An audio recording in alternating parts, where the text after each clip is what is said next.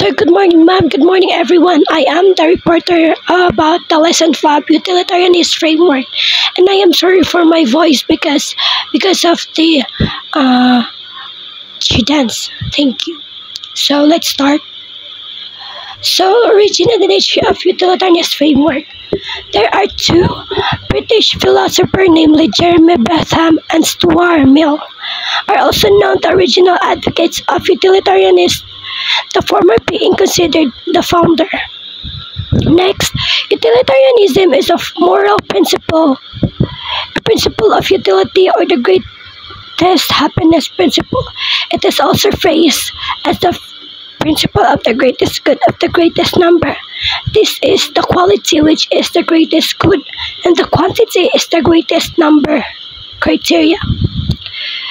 So, utilitarianism is a form of consequentialism focusing on the consequences of action, in the contrast with deontology.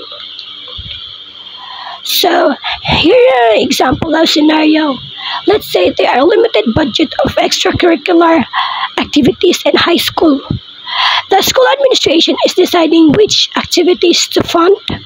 They have three options, which is the chess club, debate club, and the music club. Under the utilitarianist framework, the administration would consider the overall happiness and well-being of the students as a primary factor in making a decision. They would assess potential consequences and funding each activities and choosing one of them maximizes the greatest good for the greatest number of the students. In case they could gather feedback from the students, body coach, and interest preferences, they might find the larger amount of students' interest in joining the music club compared to the other two. They could consider the potential benefits of each activity and on the students' personal development, social interaction, and overall satisfaction. Based on the information, if the administration determines the funding of the music club would like the result on a higher level of the happiness and satisfaction among the students, they could choose to allocate the budget of the music club.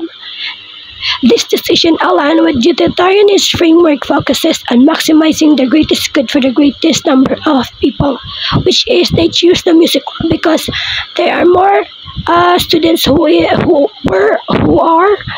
uh, who are larger amount of they choose. So next, it is important to note that the simplified examples does not consider other factors such as educational value or long-term benefits of each activities. In a real-life scenario, the administration would need to carefully evaluate all relevant factors before making a decision. So let's talk about similarity. John Stuart, 1861. Mills, what utilitarianism is, opens the following paragraph.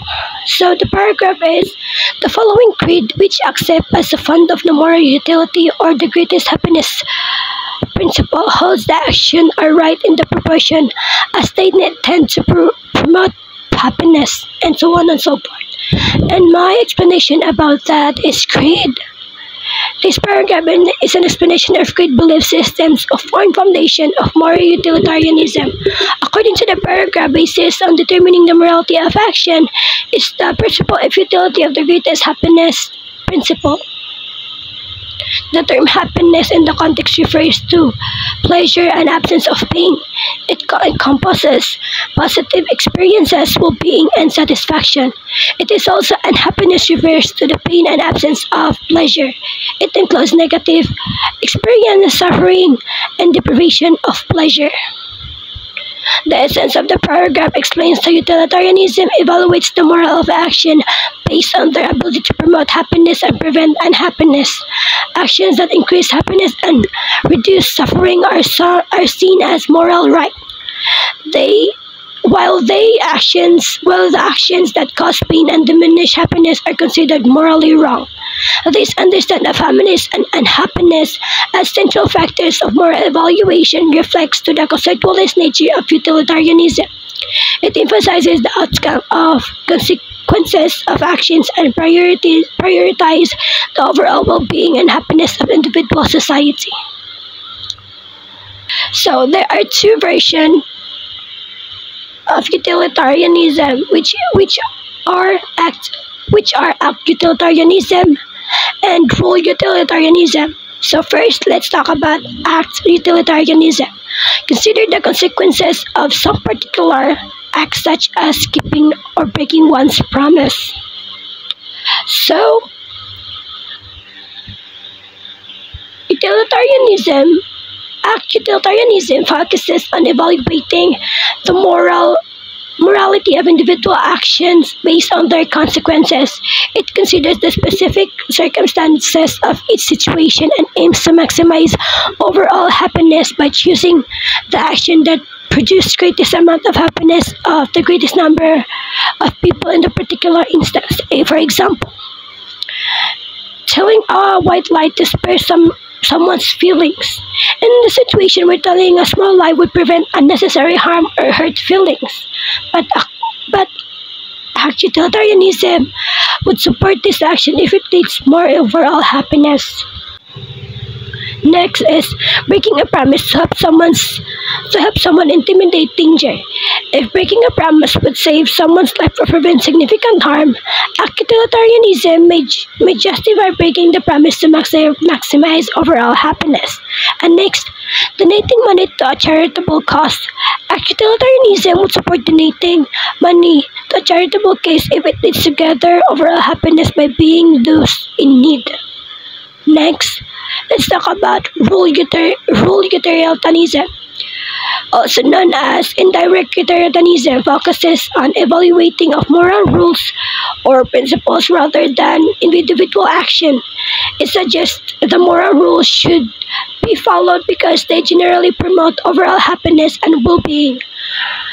Rule utilitarianism seeks to establish rules that, if universal followed, would lead to the greatest amount of happiness for society as a whole. So, first on the list would be honesty. Rule utilitarianism would advocate of the general rule of honesty because in the most cases, honesty promotes trust, social cohesion, and overall happiness within society. Next, it is a very common respect for human rights.